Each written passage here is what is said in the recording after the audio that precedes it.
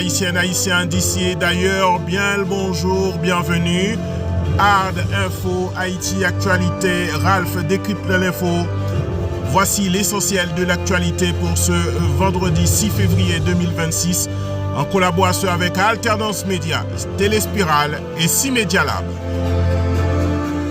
Haïti, jour J-1 avant le 7 février, Port-au-Prince sous haute tension.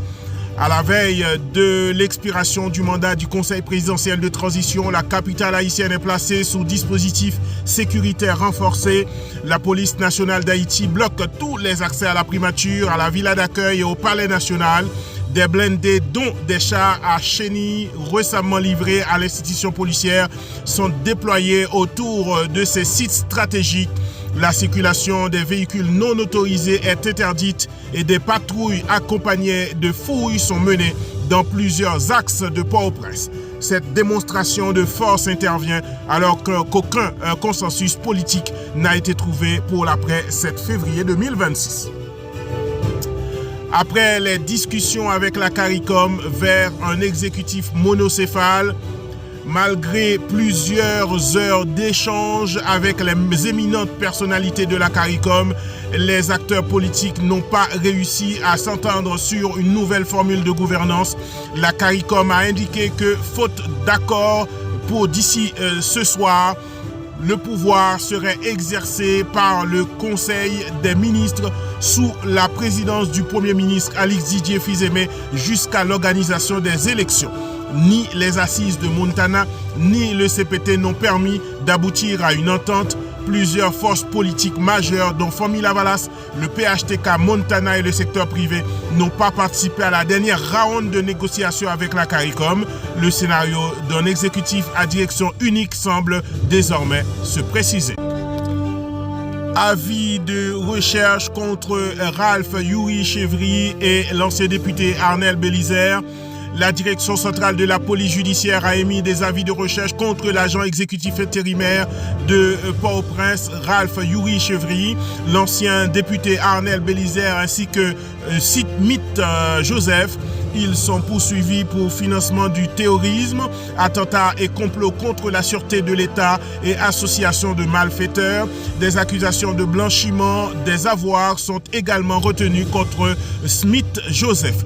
Aucun détail pour l'heure n'a été communiqué à ce stade par la police nationale d'Haïti sur les éléments ayant conduit à ces poursuites. Maintenant, mesdames et messieurs, on va dans le sud-est du pays. Dispositif exceptionnel pour les 7 et 8 février. Dans le département du sud-est, la police nationale annonce une alerte maximale. Les permis de port d'armes sont suspendus du 31 janvier au 18 février. Les points de contrôle sont renforcés et les patrouilles intensifiées autour des institutions publiques et des marchés.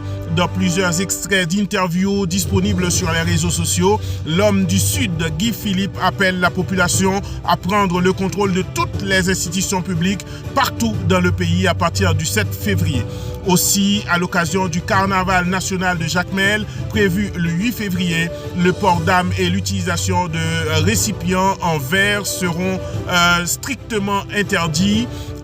Des unités spécialisées seront déployées sur le terrain pour encadrer les festivités. On va toujours rester dans le sud du pays. Simulation de kidnapping à Caille-Jacmel. 3 individus, dont une mineure de 16 ans, ont été arrêtés pour simulation d'enlèvement et association de malfaiteurs. Selon la police nationale d'Haïti, l'adolescente aurait volontairement quitté son domicile avant de contacter sa famille pour faire croire à un kidnapping. Un complice aurait exigé une rançon via Moncash, tandis qu'un autre aurait facilité son déplacement à motocyclette. Les suspects sont placés en garde à vue en attendant les suites judiciaires. Mesdames, Messieurs, meurtre de migrantes à la frontière entre Haïti et la République dominicaine. Le gars dénonce Le groupe d'appui aux rapatriés et réfugiés se dit scandalisé par l'assassinat d'au moins 4 femmes migrantes haïtiennes dans la zone d'Elias Piña, à la frontière entre Haïti et la République dominicaine.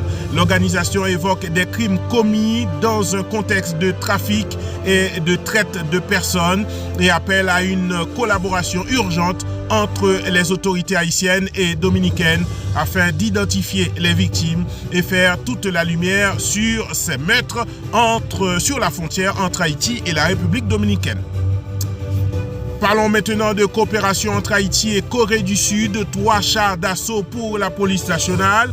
La police nationale d'Haïti a reçu ce jeudi 3 chars d'assaut offerts par la Corée du Sud dans le cadre de la coopération entre les deux pays, ce dont vise à renforcer les capacités opérationnelles de la police nationale d'Haïti, dont la lutte contre les gangs armés. Selon les autorités, ces véhicules blindés contribueront à améliorer la sécurité des forces de l'ordre et l'efficacité des interventions sur le terrain. Le Vatican maintenant, nomination d'un nouveau nonce apostolique en Haïti. Le Saint-Siège a annoncé cette semaine la nomination de Monseigneur Jude Thaddeus Okolo comme nouveau nonce apostolique en Haïti. Archevêque nigérien âgé de 69 ans, il a été désigné par le pape Léon XIV dans le cadre du renouvellement de la représentation diplomatique du Vatican. Diplomate de carrière, Monseigneur Okolo dispose d'une longue expérience au service du Saint-Siège. Ordonné prêtre le 2 juillet 1983, il a poursuivi des études supérieures à Rome où il a obtenu un doctorat en droit canonique ainsi qu'un diplôme en études diplomatiques. Entré au service diplomatique du Vatican en 1990, il a exercé dans plusieurs pays, notamment au Sri Lanka, en Haïti, dans les Antilles, en Suisse et en Australie. On va maintenant, mesdames, messieurs, parler des questions internationales. Nucléaire, reprise des pourparlers entre Téhéran et Washington. Le ministre iranien des Affaires étrangères Abbas Araghchi est arrivé à Oman pour un nouveau cycle de discussion avec les États-Unis. À l'issue d'une première session tenue ce vendredi à Mascate, il a évoqué une atmosphère très positive et a confirmé que les deux parties ont convenu de poursuivre les négociations. Les modalités et le calendrier seront définis après consultation des capitales des deux pays. Téhéran insiste pour limiter les discussions à son programme nucléaire, tandis que Washington, de son côté, maintient la pression sur l'Iran et n'exclut pas l'usage de la force si les négociations n'aboutissent pas.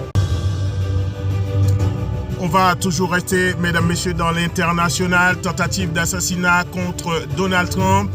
Ryan Root, l'homme qui avait tenté d'assassiner le président américain Donald Trump sur son terrain de golf en Floride en septembre 2024, a été condamné mercredi à la prison à vie. Âgé de 59 ans, il a été reconnu coupable de 5 chefs d'accusation, dont tentative d'assassinat d'un candidat à l'élection présidentielle des États-Unis. Voilà donc cet homme qui va passer le reste de sa vie en prison. Voilà, mesdames et messieurs, toutes les informations que vous deviez savoir sur Haïti et sur le monde. Hard Info, à jour J-1 du 7 février, la transition haïtienne entre dans une phase critique sans accord politique formel. Entre démonstrations sécuritaires, poursuites judiciaires sensibles et pression régionale, le pays s'approche de tournant institutionnel majeur. Et sur le plan international, les négociations irano-américaines et une condamnation historique aux États-Unis marquent aussi l'actualité. Voilà, mesdames, messieurs, tout ce que vous deviez savoir sur Haïti et sur le monde. Ralph Siméon décrypte l'info, Hard Info, tous les jours du lundi au vendredi, en collaboration avec Alternance Média, Téléspiral et C-Media Lab. Merci de nous avoir suivis et continuez à nous suivre sur Facebook Ralph Siméon, sur YouTube Hard Info TV et suivre aussi alternance-media.com et téléspiral.com. Je vous donne rendez-vous lundi pour une nouvelle édition. Merci pour votre fidélité et à bientôt.